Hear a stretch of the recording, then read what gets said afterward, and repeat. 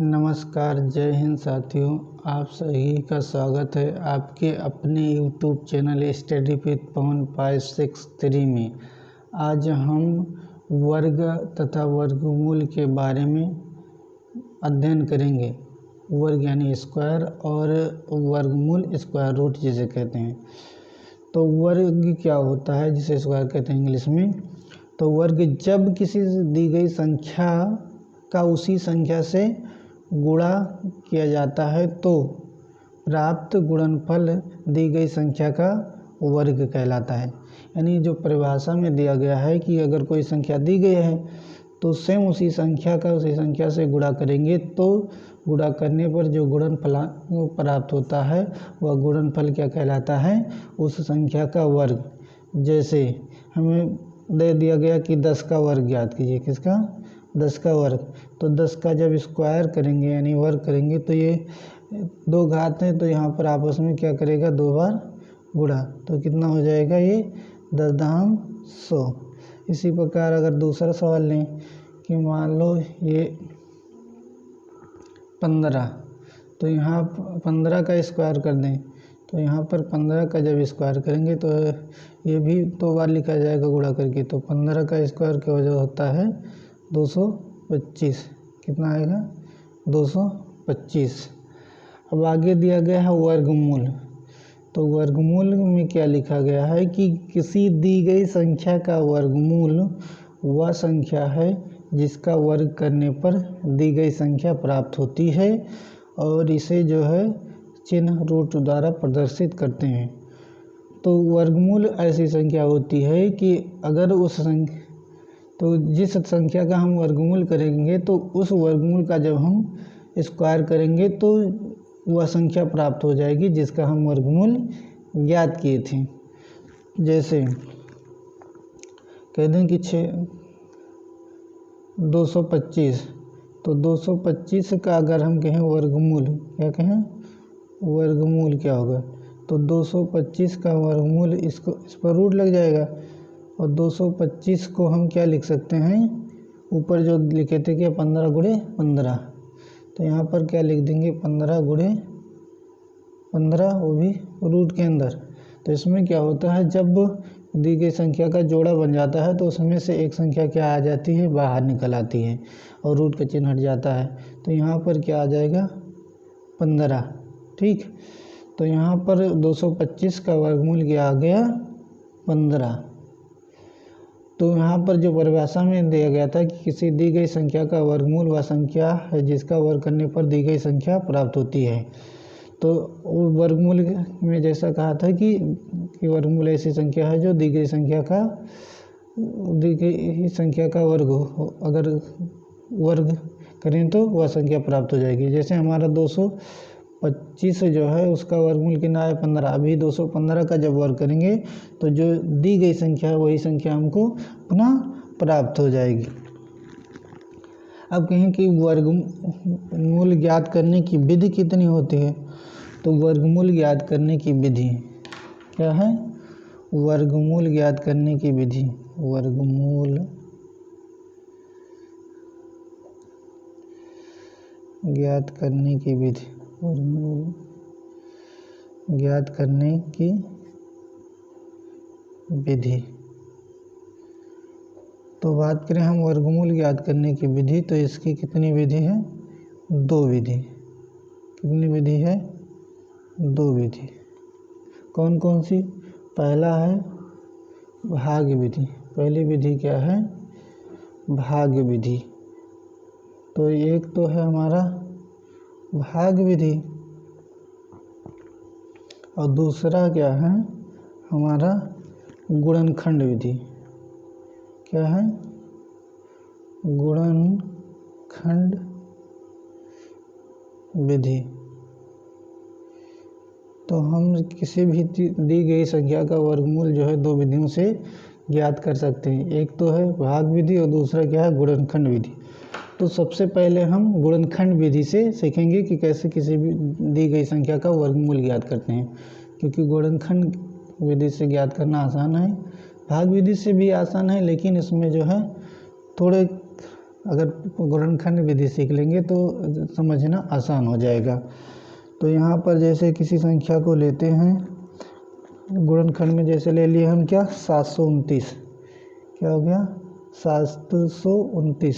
तो कहा कि इसका जो है हम क्या ज्ञात करें गुणनखंड। तो यहाँ गुणनखंड पहले ज्ञात करेंगे, फिर इसका वर्गमूल। तो जब 729 को कटवाना शुरू करेंगे तो 729 यहाँ पर विषम संख्या है इसलिए 2 से तो कटेगा नहीं।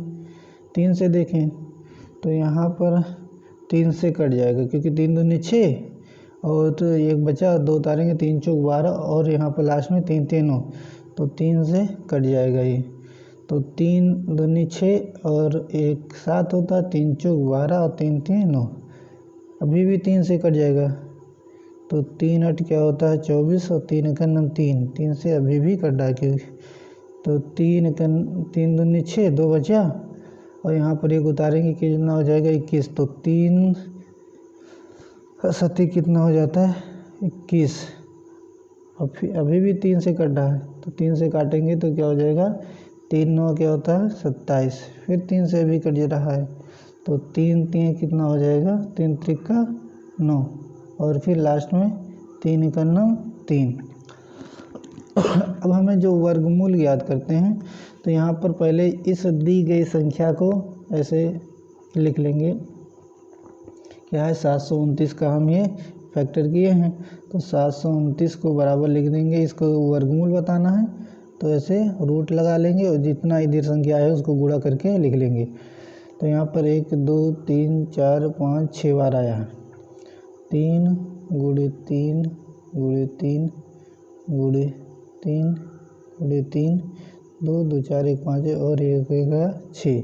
तो वर्गमूल में क्या बताए थे कि अगर जितनी संख्याओं का जोड़ा बन जाता है उसमें से एक संख्या बाहर निकल आती है। तो 2 संख्या का जोड़ा बनता है तो एक जोड़ा ये बन गया है, एक जोड़ा ये और एक जोड़ा ये, तो हमारा 3 जोड़ा बन गया है। तो 3 संख्या बाहर आ जाएगी और तीनों 3 जोड़ा जो बना है वो उसमें जो डिजिट है वो क्या कॉमन है 3।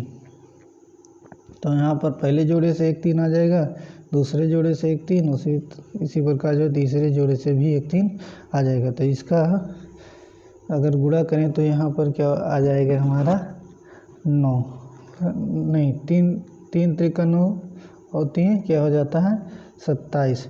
तो यहाँ पर जो 729 है उसका वर्गमूल कितना आ गया 27। अभी हम 27 का वर्ग करें तो यहाँ पर हमें 729 प्राप्त हो जाएगा। तो ये क्या था, ये गुणनखंड विधि। तो ये जो सवाल लगाए हैं तो ये हमारा किस विधि से लगाए हैं गुणनखंड विधि से, यानी फैक्टर मेथड से वर्गमूल ज्ञात करना। अब अगली यहाँ पर जो पहली विधि थी भाग विधि, इसको जो है लास्ट में पढ़ रहे हैं। तो यहाँ पर भाग विधि से वर्गमूल ज्ञात करने की जो विधि है, तो यहाँ पर कोई संख्या लेते हैं, जैसे क्या ले लें हम 625, क्या ले लें 625, इधर ले रहे हैं 625 और ये किस विधि से ज्ञात कर रहे हैं, इसको जो हम ज्ञात करेंगे भाग विधि से। किस विधि से, भाग विधि से वर्गमूल ज्ञात करेंगे किसका 625 को।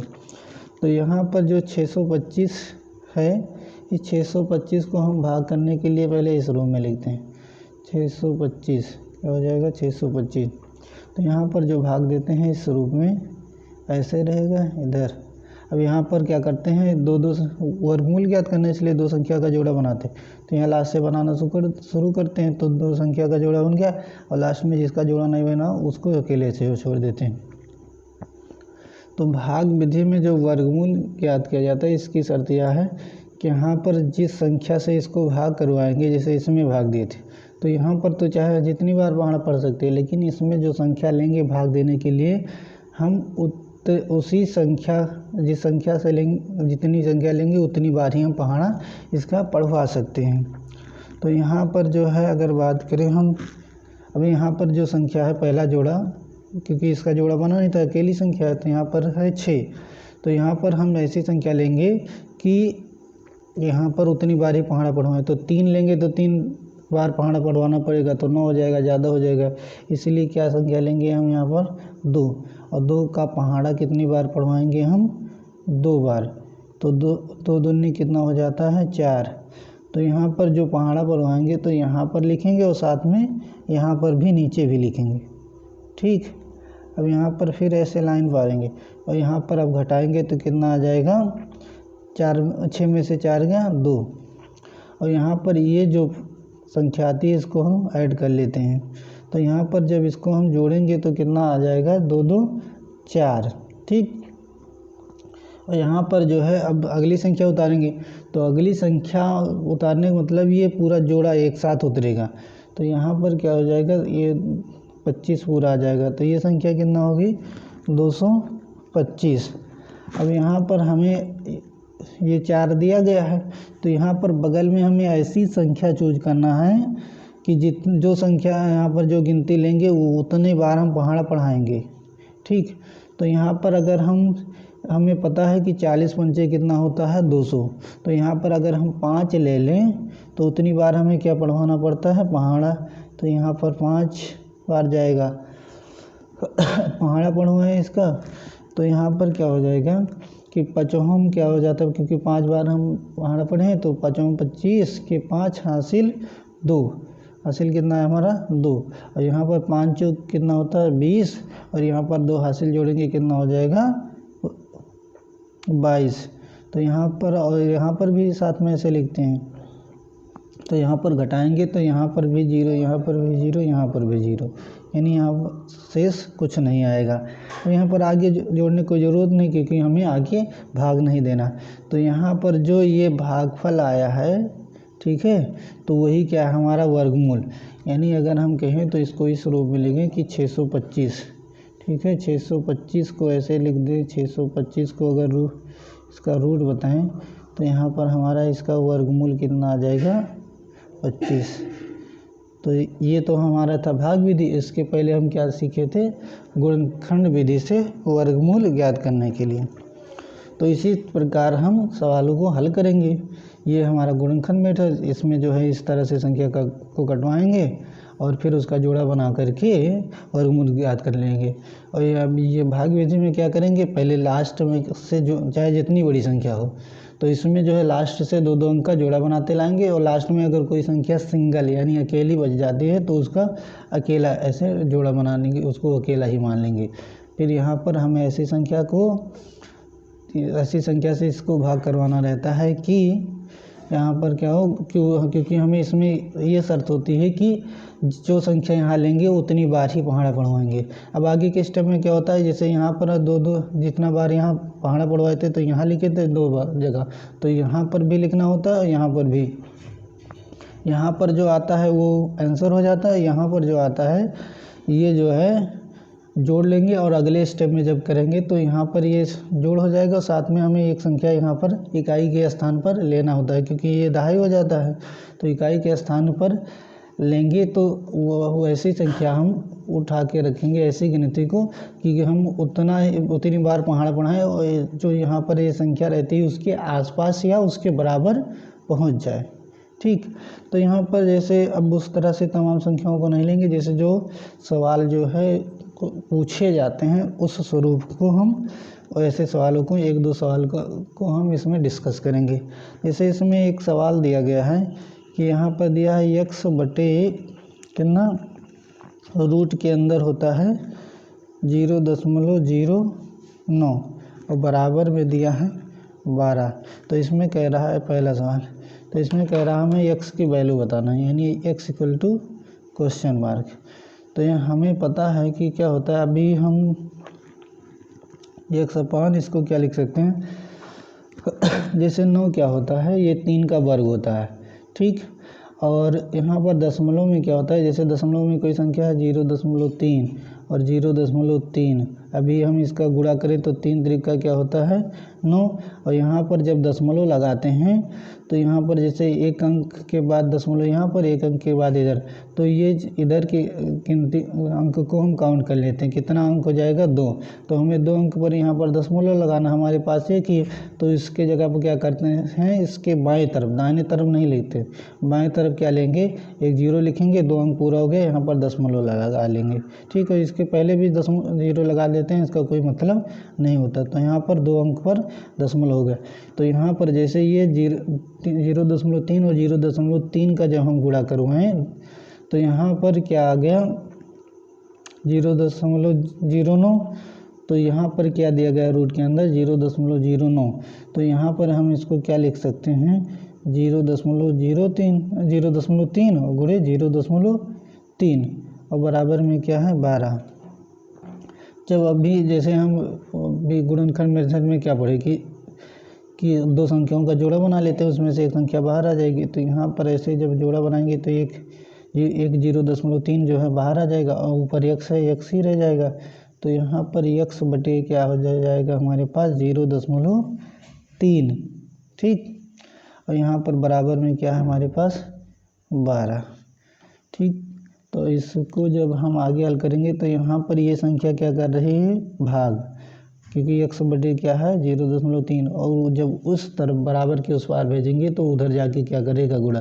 तो इधर कोई संख्या अगर गुणा भाग करे तो उधर जाके बराबर के उस पार जाके वो करेगी भाग, अगर इधर गुणा करे तो उधर जाके भाग करेगी और इधर अगर भाग करे तो उधर जाके गुणा। तो यहाँ पर ये 0.3 ये क्या कर रहा है भाग, तो इधर जाके 12 से क्या करेगा गुणा। तो x बराबर हो जाएगा 12 गुणे 0.3। अभी इसका जब गुणा करेंगे तो 12 3 क्या हो जाता है 36 और यहाँ पर एक अंक पर दशमलव है तो एक अंक पर क्या लगा देंगे दशमलव। तो x का जो मान आ गया हमारा क्या हो गया 3.6। इसी प्रकार और कोई संग सवाल लें तो यहाँ पर एक सवाल दिया जैसे वर्गमूल वाला, ठीक।